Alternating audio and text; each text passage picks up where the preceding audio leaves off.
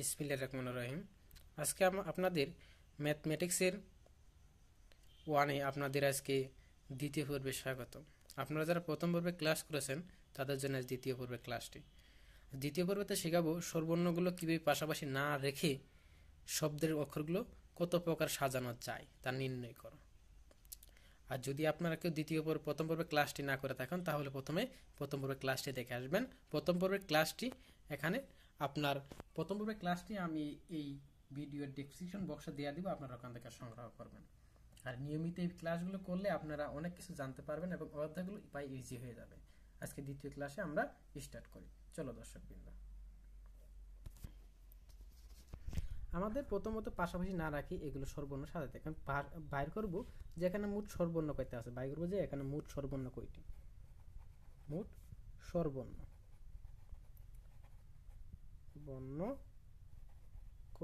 কয়টি বাই করব।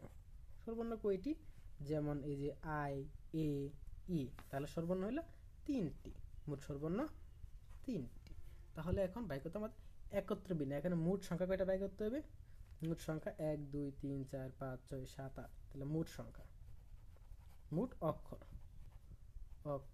মোট অক্ষর হলো আমার 8টি। এগুলো ইংরেজিতে লিখতে হবে। এখন আমরা এখানে যেহেতু একই অক্ষর বারবার দেওয়া নাই, সেক্ষেত্রে যদি বারবার দেওয়া থাকতো তাহলে এরকম সূত্র একটা পড়তো। এখন একই অক্ষর বারবার দেখা নাই, শুধু সর্বর্ণ দেওয়া আছে, 3টি সর্বর্ণ দেওয়া আছে, যেরকম এরকম থাকতে পারতো এ বি এরকম থাকতে পারতো, কিন্তু এরকম নাই। তাই এখানে আমাদের একত্রে বিন্যাস করতে, একত্রে বিন্যাস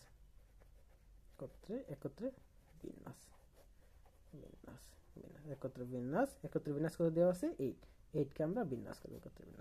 একত্রে এরকম বিন্যাসের ক্ষেত্রে কি পড়ছি, এরকম পড়ছি যে ভাঙিয়ে ধীরে ধীরে ভাঙিয়ে।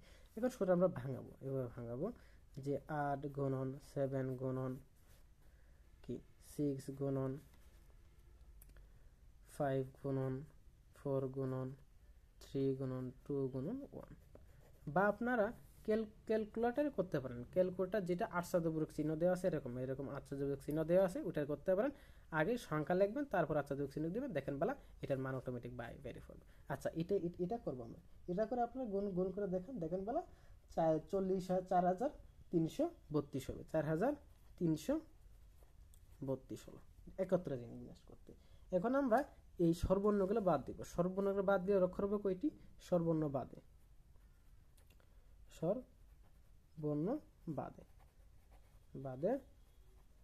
অক্ষর, তাহলে সর্বর্ণ 3টি বাদ দিলে 5টি। তাহলে সর্বর্ণ অক্ষর বাদে বা একটি ধরে তাহলে সংখ্যা হবে 6টি নাকি। তাহলে এই 6টি আবার করব, তাহলে P66 এটা করবেন। এটা করলে এরকম বাইরে হয়ে যাবে 6 ইন্টু, যা সূত্র বলছি 6 মাইনাস 6, নিচে কি 0 থাকবে নাকি, নিচে 0 নিচে থাকবে, বাদ দিলে কত থাকে 0, নিচে 0 কোনো মূল্য নেই, বাদ। তাহলে উপরে থাকলো 6 কি, উপরে 6। তাহলে এই 6টা আমরা ভাঙাবো। এই 6 ভাঙালে দেখেন বলা ওই আত্মীয় চিহ্ন করলে 770 হবে, 760 না 720 হবে, 720 আমার ক্যালকুলেটর কথা বলি 720 হলো। হ্যাঁ, এখন আমরা একত্র করব, যেগুলো একত্র তো করলাম। এখন সর্বর্ণ 3টির ভিতরে, সর্বর্ণের ভিতরে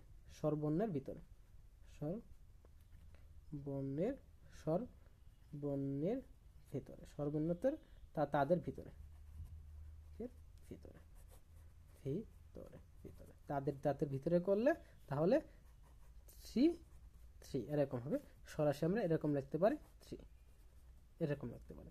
এই 3 করলে কত হয় আপনারা ক্যালকুলেটরে বাই করেন, পারতেছেন না, 6 হবে, এরকম হবে। তাহলে টোটাল তাদের। এখন আমরা বাই করবো যে সর্বর্ণ পাশাপাশি রেখে বিন্যাসের সংখ্যা। তার সর্বর্ণ কি, এখানে সর্বর্ণ একটা দোষী, এখানে সর্বর্ণ, তাহলে এই দুইটা গুণ করলে সর্বর্ণ পাশাপাশি। আচ্ছা, সর্বর্ণকে পাশাপাশি আমরা পুরো পৃষ্ঠা করবো।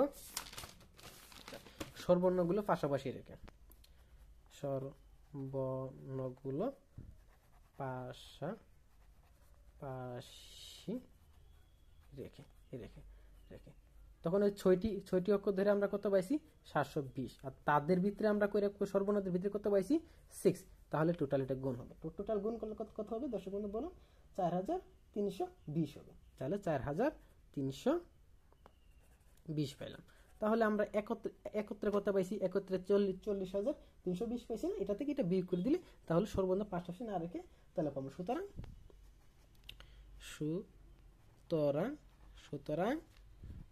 সর্বর্ণ গুলো